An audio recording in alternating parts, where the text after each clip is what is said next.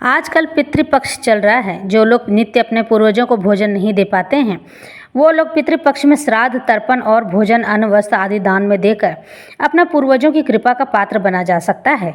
इससे पितृ प्रसन्न होकर धन, यश, वैभव, कीर्ति आदि प्रदान करते हैं। अब एक पौराणिक कथा की चर्चा करते हैं। एक समय की बात है, अनंत अपने पिता का इकलौता बेटा था। उसकी 4 बहनें थीं, जिसकी शादी का जिम्मा अनंत के ऊपर आ गया था। अनंत के पिता बूढ़े हो चले थे, ज़्यादा काम काज होता नहीं था। अनंत भी अपने पिता को बहुत प्यार करता था। अपने पिता की सारी जिम्मेदारी अनंत ने अपने कंधों पर ले ली थी। अनंत जवान था और मेहनती भी था। अपनी मेहनत से अच्छा पैसा कमाने लगा। एक एक करके उसने अपनी 4 बहनों की शादी कर दी और फिर घर में बचे माँ बाप और अनंत खुद। फिर अनंत के माता पिता ने अनंत का ब्याह शादी करवा दिया।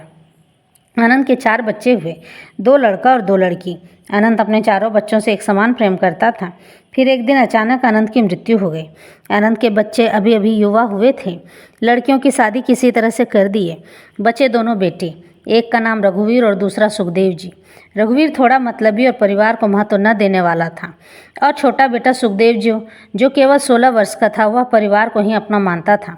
बड़ा बेटा यानी रघुवीर अपनी कमाई को अक्सर माँ को दे दिया करता था। फिर माँ ने उसके जमा किए हुए पैसों से उसका विवाह करा दिया।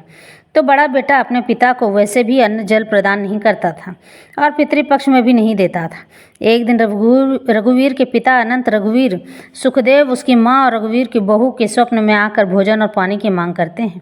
रघुवीर ने नहीं दिया, पर माँ के कहने पर छोटा बेटा सुखदेव नित्य प्रति अपने पिता को, सूर्यदेव को, जल देने के साथ साथ अपने पिता को भी जल अर्पित करता था। इससे अपने पितृ के आशीर्वाद का भागी बना सुखदेव और समाज में मान सम्मान, कीर्ति खूब बढ़ी। फिर सुखदेव का विवाह हुआ और उसके पिता अनंत ने सुखदेव के इस पितृतर्पण का कर्ज चुकाने के लिए सुखदेव का बेटा बनकर जन्म लिया और सुखदेव को एक आज्ञाकारी पुत्र प्राप्त हुआ।